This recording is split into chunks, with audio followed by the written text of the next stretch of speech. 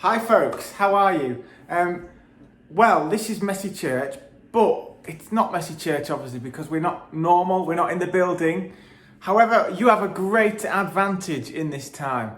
You can watch Messy Church from absolutely anywhere. You can connect to Messy Church from absolutely anywhere. You can connect to Messy Church from here, from here, from here, from here, from here, from here, or even from here. So you have no excuse to get involved in our crafts, do some fantastic baking. We will be trying to get some bags together that we can either get to you or you can pick up from us so you can get involved. But it will be great to connect with you online on our Facebook site and YouTube site for Messy Church. So connect with us. If you want to know more, please email office@holytrinityripon.org.uk or just get in touch through Facebook or anyway. It would be great to hear from you. So welcome to Messy Church.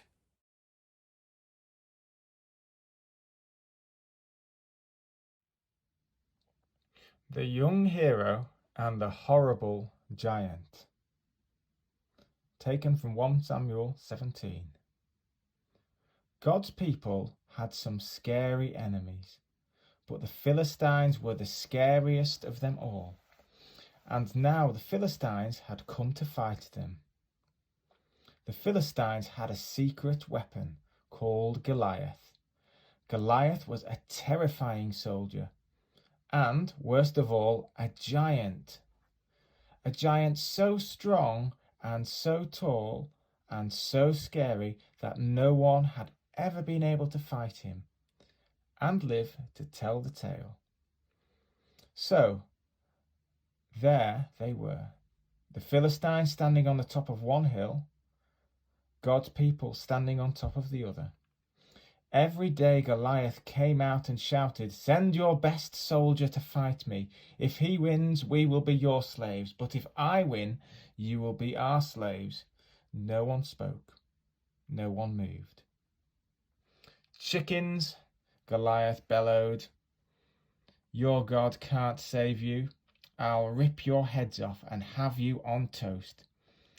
His beady, greedy eyes glowered at them hungrily from under his horrible helmet, as if any minute he really might just be able to gobble them all up. And he laughed his terrible laugh. Ha ha ha!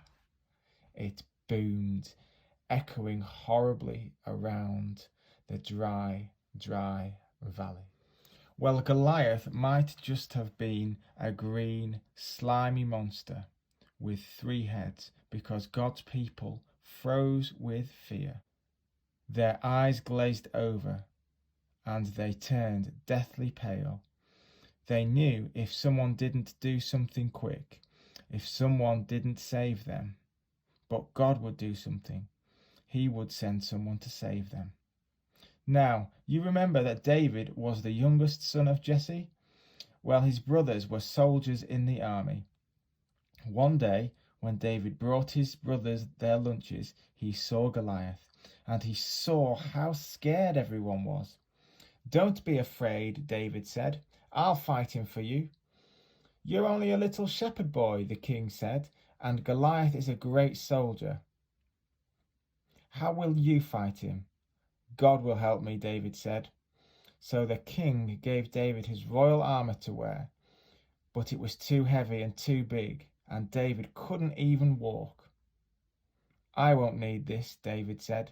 Instead, David picked out 5 smooth stones from the stream. 1, 2, 3, 4, 5. Took his slingshot and walked towards Goliath. Step, step, step. Goliath walked towards David. Thud, thud, thud. "You," Goliath peered down at the small boy. "I'm little," David shouted up to him. but God is great. Goliath laughed at him, even an even terribler laugh than usual.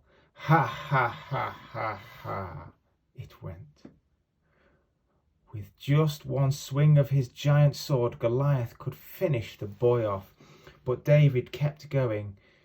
It isn't how strong you are or how many swords and spears you have that will save you. It is God who saves you. This is God's battle, and God always wins his battle. David put a stone in his sling, swung it around, and let it go. The stone flew, whiz, like a bullet through the air, and struck Goliath, thud, right between the eyes. Goliath stopped laughing. He stumbled and staggered and crash fell dead. When the Philistines saw Goliath was dead, they ran away. And when God's people saw them running away, they cheered. God had saved his people. David was a hero. Many years later, God would send his people another young hero to fight for them and to save them. But this hero would fight the greatest battle the world had ever known.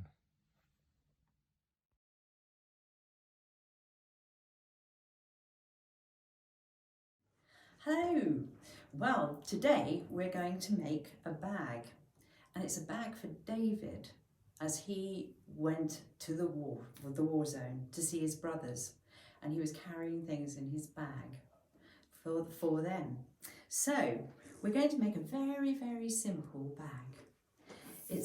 All you need is a 1 A4 piece of paper, like that, some glue. You might need some scissors later, and a little bit of brown paper. So we're going to just fold into the middle from the side, and then we're going to glue. Now, I had a go earlier, and one thing I learned was that we need to glue right the way to the bottom, but if we don't, and the other thing I learned was that it's a good idea, having folded your paper, that we need to glue that way, and then we don't put glue on the inside of the bag. So we have to go right to the top. Probably I should have some newspaper underneath there to stop it going on the table. But anyway, so if we fold that one over there, we've got our glue on this side, and then we're going to fold this one just so that it just fits over the top like that, okay? And we right the way to the top, right the way to the bottom, and then we're there, like that. Okay, so that's quite simple. Now we've got a slightly complicated bit, but it's not too complicated. We're going to fold up there like that and unfold it again. And then we've got to make 2 triangles. So we push it in like that, so that we just take it up to the top, like that and like that. Now this is the clever bit, but it's so clever. I really like this bit. So we're going to open that out. We're going to open it out like that. And then we're going to push it down and open it up like that. So that's what it looks like. That's what we have there, like that.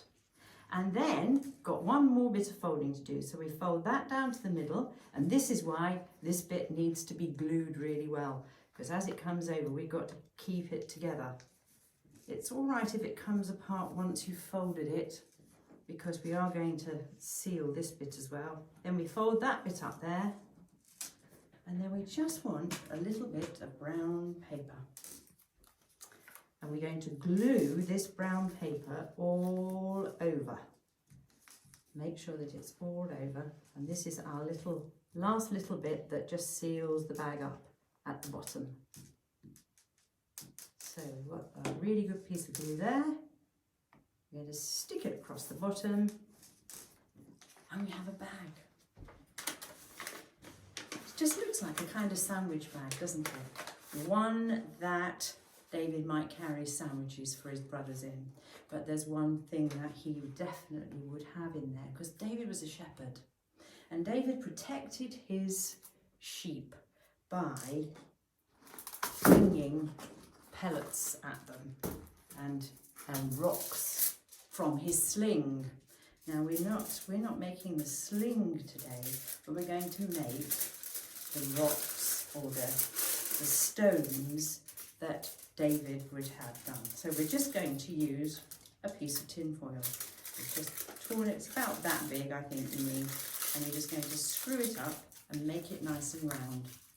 David would have had these all the time because he was a young boy and he would have really enjoyed just practicing with his sling. So he would have always had a set of stones in his bag at the bottom, so that he could have just, if he saw something that he just thought, oh, that would make good target practice, he'd have got his sling out, got his little stone out and done that. And that, of course, is what was such an important part of this story. So, I hope you enjoy making your bag. Do you know, I thought we could make these bags out of anything. You could make them out of newspaper, you could make them out of magazine papers, you could make them out of Christmas papers at Christmas time, because they're so easy to make. And just think how lovely it would be to have a bag like that. Look forward to seeing you. Okay, goodbye for now. Okay, hi, and we're going to be making some cookies today, and we're calling them Goliath cookies because that fits in with our theme. But they are chocolate chip and salted caramel, and they are yummy. So to start with, I've got some butter which I've just softened a little bit. I've got 125 grams of butter, and to that I'm going to add 100 grams of granulated sugar, so white sugar. The ordinary sugar. You could use some caster, but granulated works well. And also 165 grams of soft brown sugar. So unfortunately this isn't a very low calorie recipe, but it is very good. So I think they're a big treat, but not to be had more than one a day, I would say. So I'm going to just mix all of that together until it really looks nice and combined, and it just takes a few minutes, and I don't know if you can see, it's just coming together now. And if you've got an electric mixer, you could mix it with that as well if you wanted to, because that just makes it a wee bit quicker. See, it's not going to get very light and fluffy like you would for a normal cake because there's so much sugar, but it's all coming together quite well there. Right, and then to this I'm going to add a dollop of vanilla extract, but actually it's meant to be a teaspoon, but I go with dollops. So, so that's that. And I'm going to add a whole egg as well. Right, I'm going to crack that on the side of this. I'm going to put that in. And I also need an egg yolk.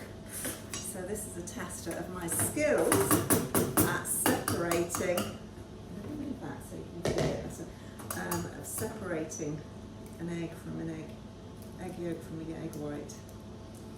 And I did this yesterday and managed to break it, so let's hope I don't this time. Right. So that is more or less ready. And if you're doing this at home, you can obviously use your egg white to make some meringues or something else. Right, whiten my hands because it's sticky. And I'm going to mix all of that together and gets quite wet, and it's a lovely yellow from the egg yolk. Okay, so that's all well mixed together.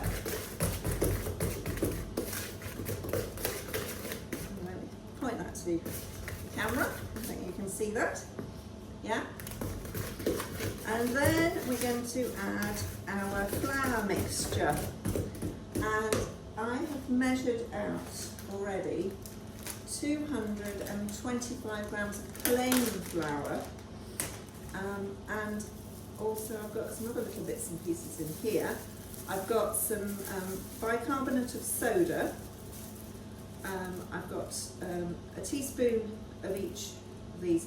Teaspoon of bicarbonate of soda, teaspoon of corn flour, and half a teaspoon of salt. And use flaky salt, sort of sea salt, because that just gives you the salted caramel. So I'm going to stick those in. And my flour as well. And I'm just going to gradually mix that together, but you don't want to overmix it. And when it gets to that sort of stage, it's a good time to add in the chocolate chips or chunks. And I've actually bought chocolate chunks, but you could just use a bar of chocolate and chop it up.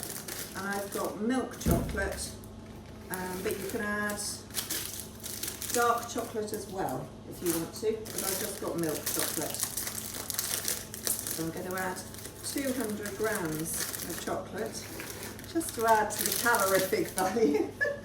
And also I've got some toffee, which I've chopped into quite small chunks, if you can see there. And I've got 8 toffees, which just come from a packet, and I've unwrapped and just chopped them with a knife. So I'm adding those as well. And then I'm just going to bring it all together until there's no dry mixture left. Here's more or less it. So it's a very, very easy recipe. And at this stage, if you're not ready to bake it, you can just cover the bowl and put it into the fridge for a bit. Or you could even wrap it all up and put it, you could use half of it and put the rest in the freezer for probably maximum of a month, and then take it out and let it defrost, and then use it. So, because it does make quite a lot of cookies. So that is where we're at now. Okay, so now we need to shape it and put it onto some baking trays. And I'm using just an ordinary dessert spoon and just getting a small amount of the mixture. And I've got clean hands, and I'm just going to roll it into a little ball and pop that onto, as you can see, onto my baking tray. And you want to, the thing about these is, although they start out quite small, they spread a lot. So you want them very well spaced out. So, and the way we've linked this, and why we're calling these Goliath cookies, is that although they start out quite small, they spread to be quite big. And the action of David, when he actually trusted God, and he used his slingshot to bring down Goliath, is that he used something really quite small, but he brought down something very big. And that is what God is all about. He might use us, and we're very small in comparison to him, but he can make us do really great things. So these are a reminder of what God does for us. Okay, so these are going to go into the oven, which is preheating, and it's going to be at 160 fan, because that's what the sort of oven is.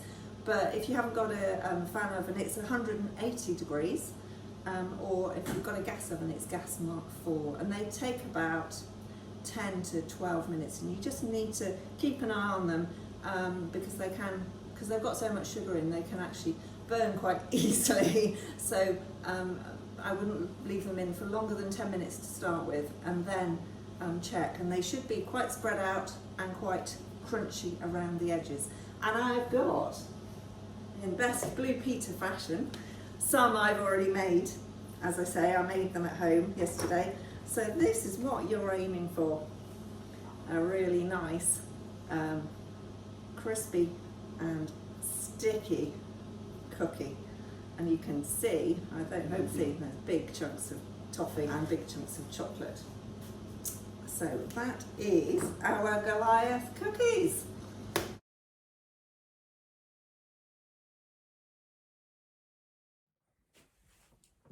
Hi everyone. You may have heard the story of David and Goliath before Messy Church today. You may have heard it many times before. But I want to try and encourage you to think about that story in a new way, in a fresh way, in a way that links that story that happened all those years ago to actually our lives today and what we face today. So I was thinking, do you have a safe space?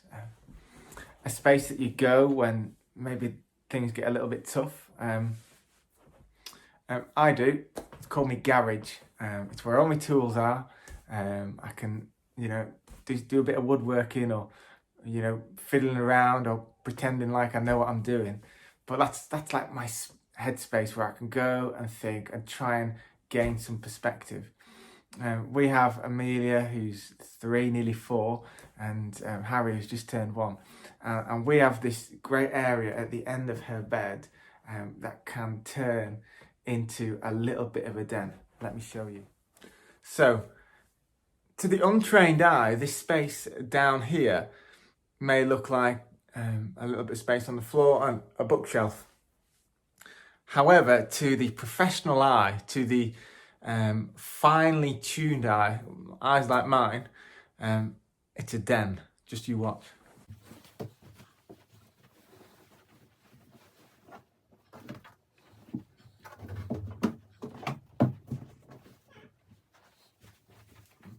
So here we have it, a den where stories can be told, jokes can be said, bad ones if they're by anyone else other than me, and a great time can be had.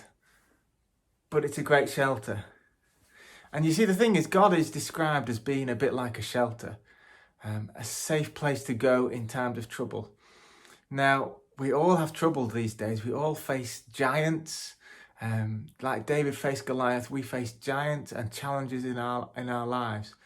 However, we don't always run to God to be our shelter in time of trouble. However, if we do, He will guide us safely through the storm. He will carry us through the storm. So I want to encourage you, whenever you are facing a giant, going through a difficult time, maybe you'll go somewhere and look for a shelter like this. And it'll be a really good shelter for that moment. However, if you turn to God, He will carry you safely through that storm and help you face your giant, just like David did.